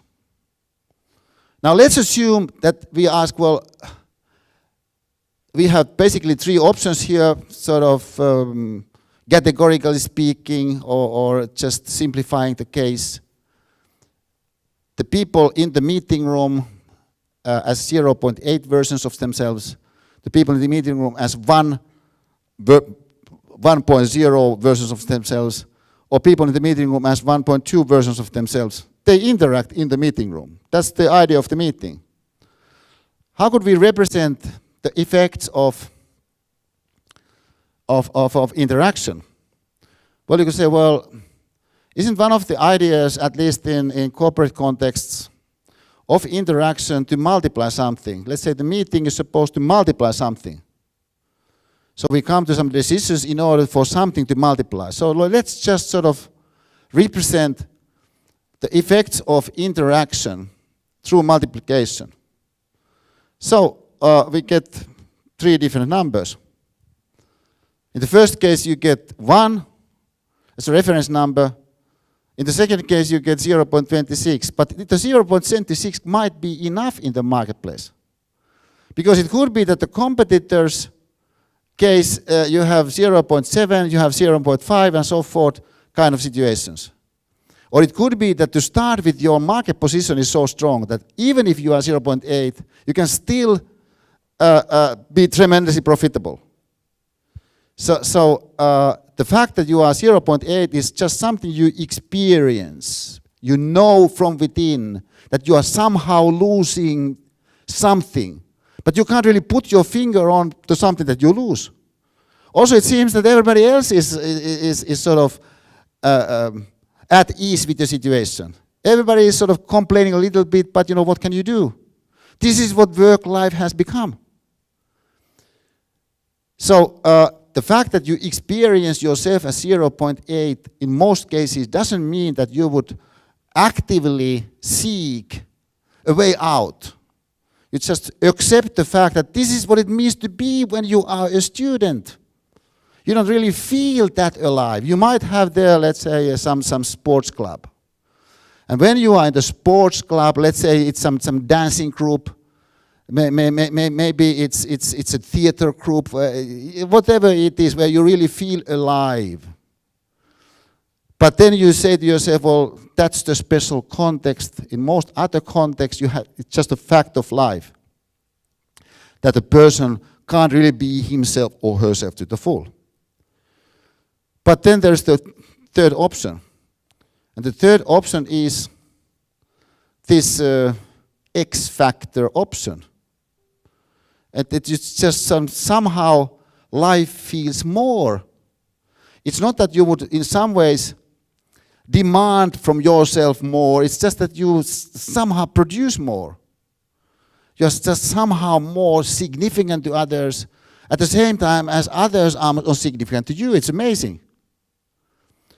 So it's in this human possibility space where I would hope that our 4 events here in Design Factory would provide you a possibility to explore associatively, to explore thought-wise, regarding yourself in the realm of 1.2 or more. And notice this is different from, for instance, figuring out techniques or tools, how to become more what you truly feel you are. That's a separate question, various technicalities. We are here talking about the possibility. Now, in order to grasp the possibility a bit more concretely, let me show you another little video card. This is to me quite powerful also, like the Mandela one. This is one that I've often looked at with amazement, because I feel there's so much to it. It's going to be just 3 minutes, and it's going to be, as you can see already, it's a music performance. And what's going to happen is that the singer, the great Spanish tenor Placido Domingo, is going to sing there. But as he comes to the picture, please pay attention to the way he is present. That being a human possibility, to be present. Just like, anybody watching us from, let's say, those second floor windows would most likely observe a group of people who quite clearly are quite present. Okay, so I mean, it's an interesting thing to be present, because in many cases, of course, we don't really have to be that present. And this is because we can get whatever we need to get done in the context without really being that present. But of course, you can still be present and more in any given situation. One might say that Mandela, in the example that we saw, quite clearly was quite present to the situation where we encountered him. So theme number 1, being present.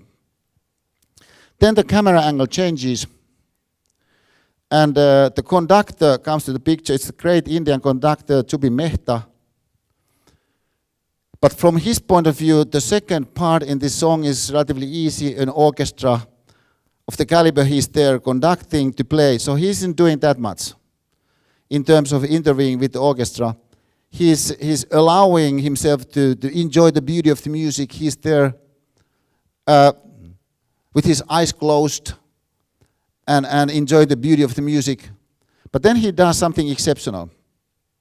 And this exceptional thing, it lasts 4.5 seconds. Is what's particularly interesting from our point of view. In its generic possibilities. What he does is that he turns to his singer with this kind of air of generosity, air of respect. It's like he's communicating his anticipation, how great the ending will be, without really demanding it from his singer. He's just sort of expecting it to be something tremendous. So please pay attention to the conductor's eyes, to the glance that radiates to his singer in the second part. And then we come to the last part. The last part, in some ways, you could say, is particularly powerful because it demonstrates the 1.2 or more option. It's the X factor that we see there at play with one of the best professionals of his profession. Remember, if you are as good as this particular singer is, you could say, even if you are yourself as 0.8, you are still better than most. So if you are just yourself in the 1.0 option, most people wouldn't really see it. Because it's so good.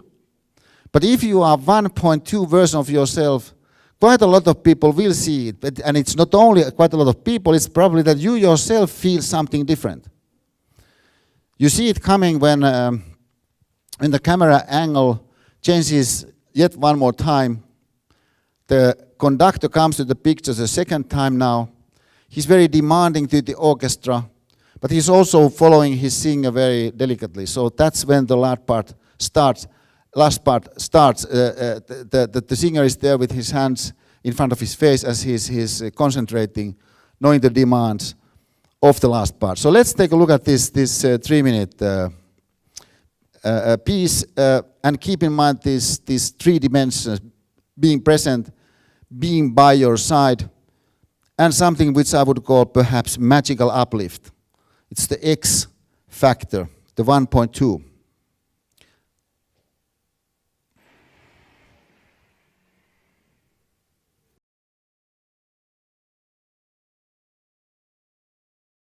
Okay, I'll stop it there. Now, if you think about this example from the point of view of the concepts that you could say are displayed, and this is the way I named them. But of course, this kind of conceptualization is just one way to describe in words what happens there. But the point is, in the course of what we do in this lecture situation,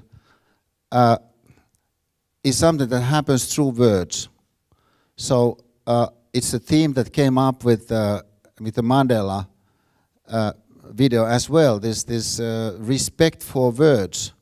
Because with words you can maybe touch upon yourself, so that some themes, some experiences that you have already had or maybe later on have, articulate themselves more clearly than had you not had the concepts, had you not had those words. And of course you could say, well, magical uplift, isn't that sort of non-scientific way of describing anything? I mean, surely it's not magical. Yeah, of course it's not magical. But this is the use of language which is possible to human beings. I mean, if you say the title of a lecture is Lady Gaga in Otaniemi, does that mean that Lady Gaga herself will be a design factory? The answer is yes, it means Lady Gaga herself will be in design factory in a certain sense. Not necessarily in the sense that she would be here physically. But there are many contexts when something doesn't take place physically. But it's still equally real. It could be more real. than if the something would be present physically, because if the something is present physically, maybe your attention is caught by the fact, that, oh, I didn't realize she's that short. I mean, she doesn't really seem so impressive as I thought she would be. It's the kind of thoughts that might come if Lady Gaga herself physically would be here. So it's us working with our thoughts, using the instrument that we have at our disposal, which is thinking about our thoughts through language, being more sensitive to the words we use, and perhaps adapting somewhat different words for familiar phenomena. Maybe we can re-enter familiar experiences which we already had. I mean, if you think about your experiences so far from the point of view of the very simple conceptualization, 1.2, 1.0, 0.8, and then the multiplied possibilities, I'm sure that you can capture some moments in your life where you have actually been yourself as your 1.2. Or you have seen somebody else be, or some team to be, or some group of people to be. The human possibility of being 1.2 is the X factor possibility that you have. And it, in that sense, if we think about this theme of your X factor, I think 2 points are highlighted.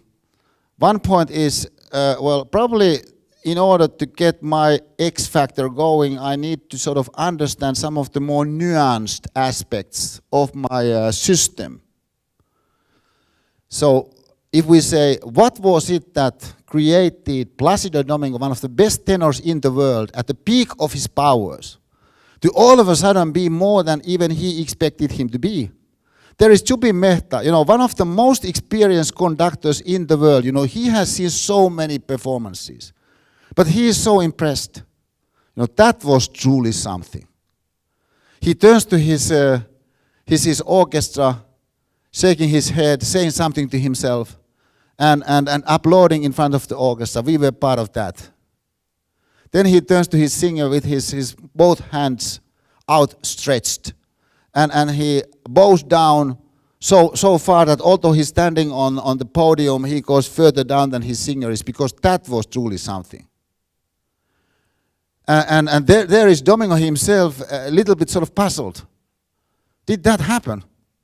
It's possible for human beings to reach that level, is the point here. But even if you can pave the way by becoming more sensitively aware of the subtleties of your system, you need others to accomplish it. Now let's assume that for some reason, when coming here on Monday, you would come here on Monday with particular kind of anticipations. The anticipations would be like this, that it was pretty interesting on Friday, also in terms of the people that did come there, because actually I had seen some of the people there, quite a lot of people clearly from outside of Finland, quite a lot of people also from Finland, and it's a nice crowd. I mean, it's sort of just the right kind of number of people happen to be there. It's an interesting thing. It's interesting to see, what kind of things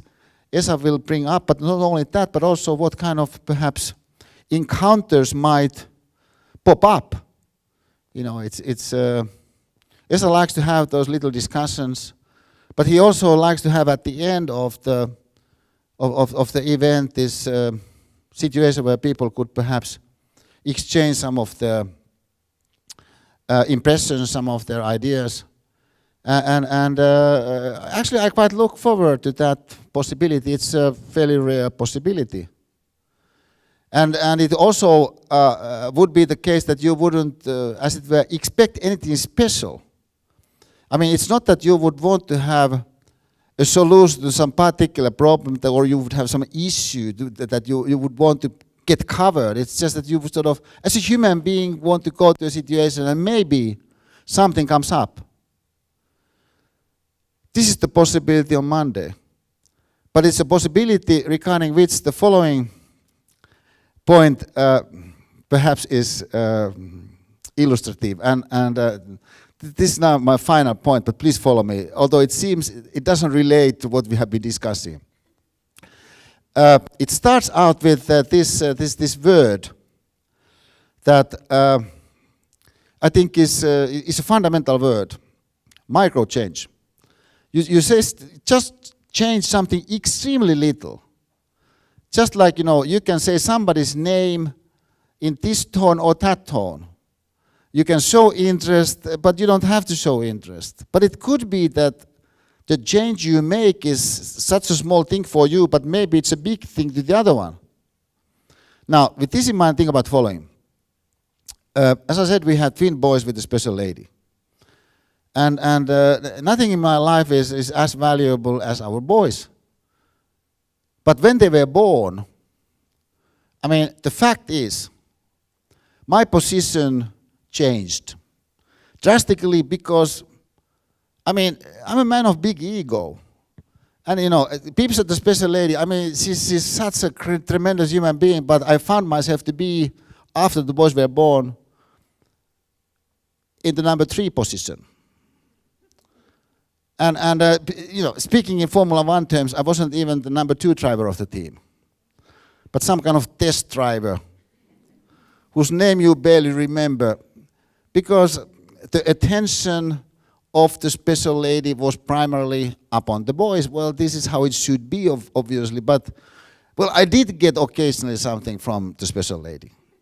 For instance, one Saturday, I said to her, hey, let's go to the marketplace, just the two of us. The boys can take care of themselves. And she said, the boys were maybe 10 at the time. She said, okay, Esa, let's go. But in order to save time, let's take your car. Now, we live in the street Boulevardi. This is just a few blocks away from the marketplace. So from my point of view, it would have been natural to walk. But we have a democracy in the family, which means that everybody can vote, but only her vote is counted. So given the fact that she has voted to going in the car, it means we go in the car, so we come in the car, down the Esplanade, and then I see a parking spot between 2 cars, seems like a tight one. I evaluate the situation quickly, put the car on the reverse, and take my car to this very, very tight spot with the back first beautifully. One of those masterful parking jobs. Not one of those cases where you try to take your car in and then too late realize it's impossible. Then you have to take your car out. That's humiliating yourself in front of everybody. Not one of those cases, absolutely outstanding parking job with the back first and the special lady in the car who said, Esa, it's nice to be in your car because you always park so well. I was there with total poker face, but thinking that was pretty good.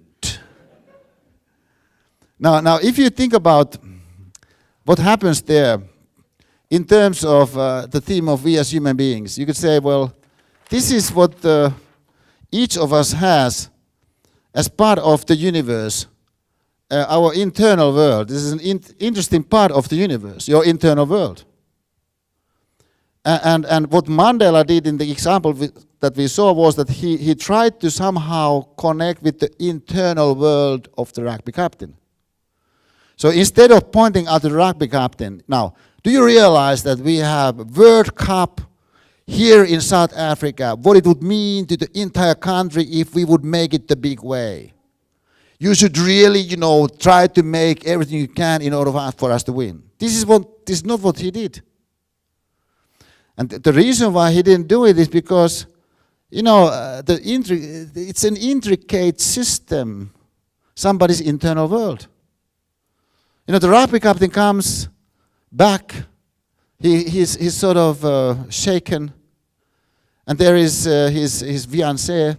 The fiancée says, what was he like? Well, he was unlike anybody I met. But what did you talk about? What did he say?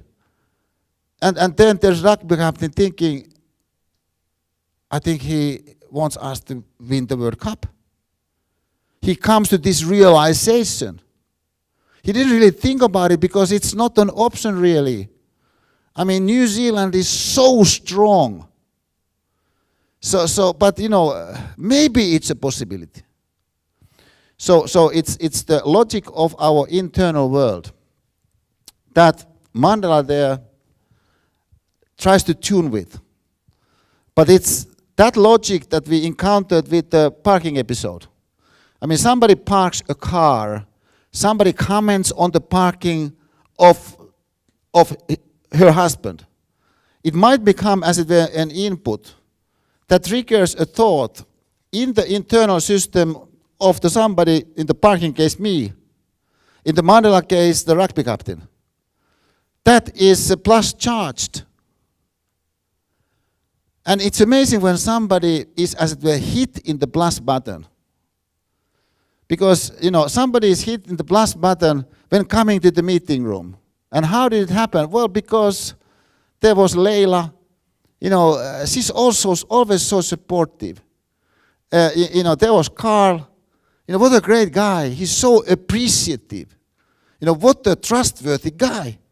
Mark is there. He's so crystal clear when it comes to the English language. He captures immediately what the other one is sort of aiming at. Thanks a lot, Esa, for showing that opera piece, because the way Mark listens to me in meetings is exactly what I saw there to happen between Mehta, the conductor, and the singer. So not much is typically needed in order for somebody to be hit in the plus button, but the point is something is needed. You can't do it with the norm alone. And the big possibility we have as human beings is to work with that nuance. But you don't have to do it, because you can say, hey, let's be content with just, good things. I mean, it's a pretty good university after all. Some of the courses are not that great, but some courses are pretty good. And when you balance everything, it's a safe country, and it's clean, and there are certain things, in Switzerland would be better. Certain American universities, would have this and that. But it's pretty good. But let's not sort of try to reach the sky. It's unrealistic anyway.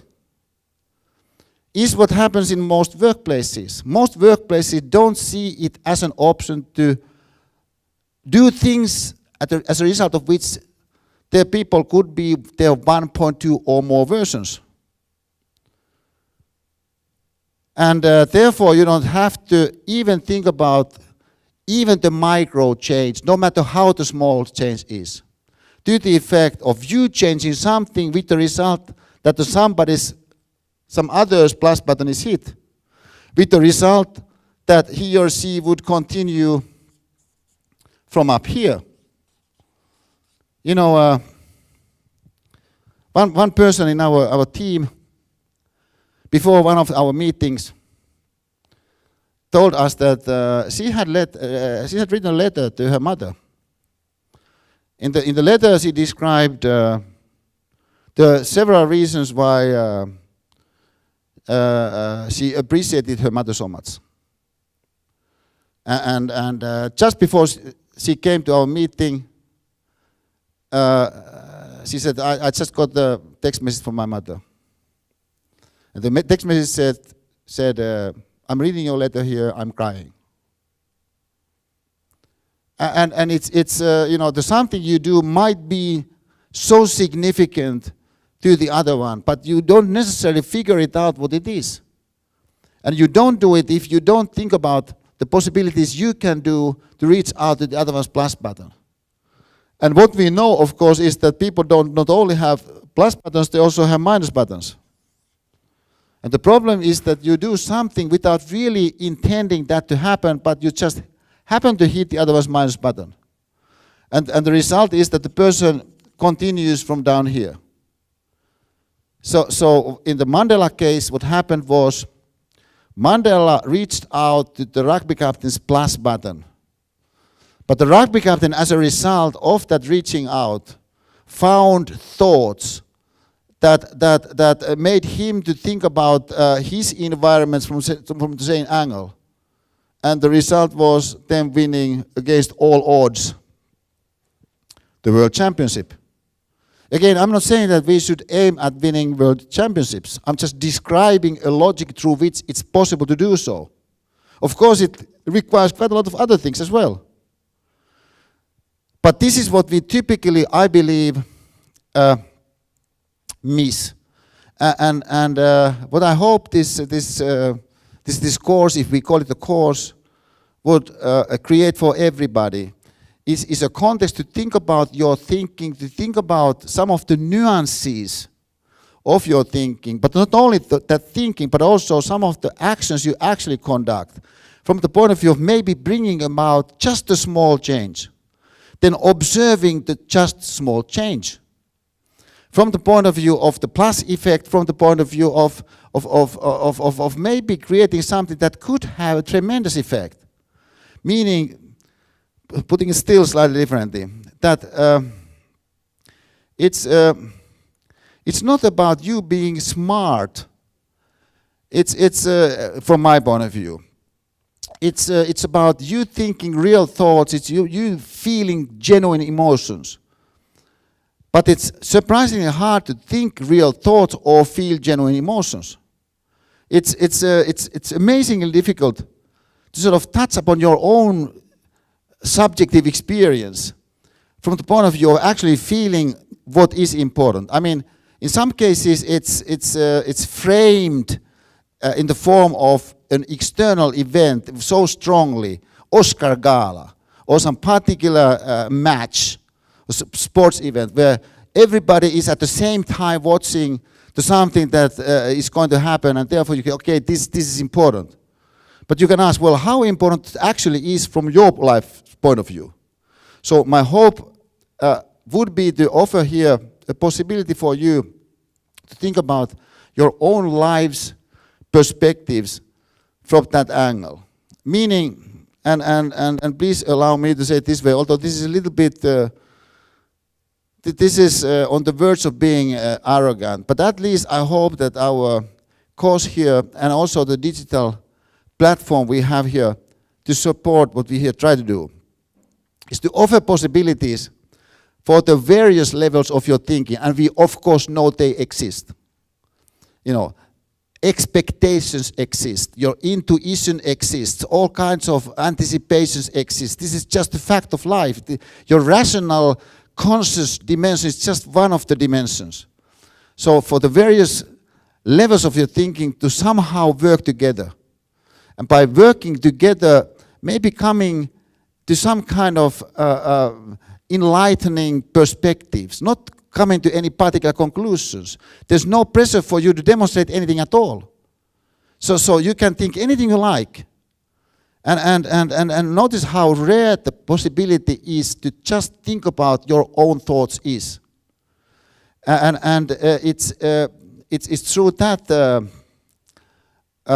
reflective process or processes and experiences, observations, that I hope this course would become one of the, I say this as I believe, would become one of the most significant ones you took during your times here in Otaniemi.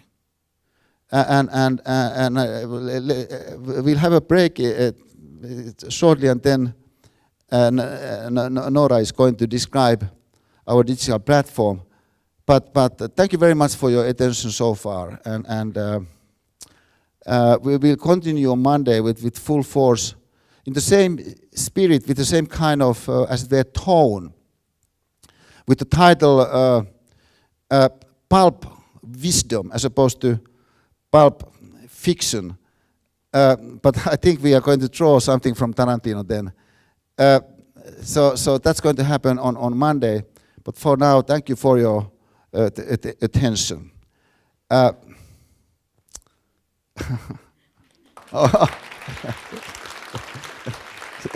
Thank you. Thank you very much.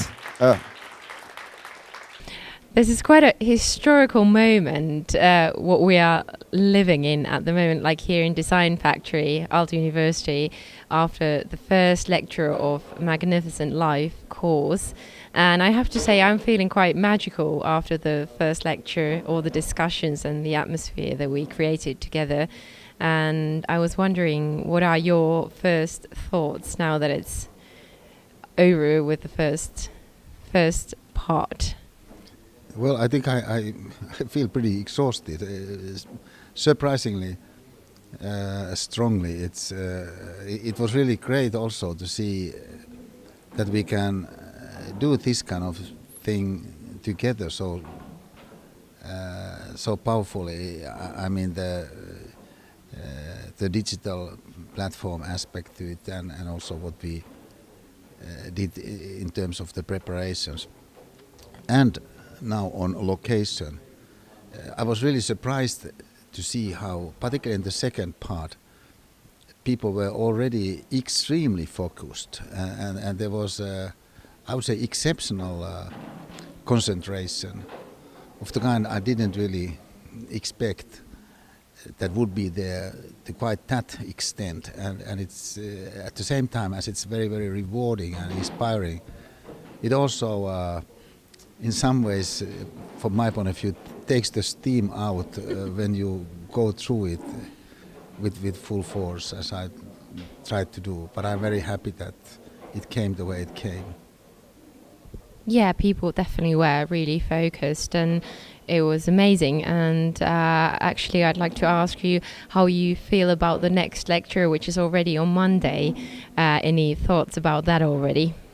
Well, right now I think it feels good to have it already on Monday, given the way people threw themselves to the acoustics of the situation, so to say, and were willing to explore the possibilities that the situation offered. So it's great to build that quickly on what we already gained. I think so too, and looking forward to Monday. Thank you so much, Esa. Thank you. Thank you.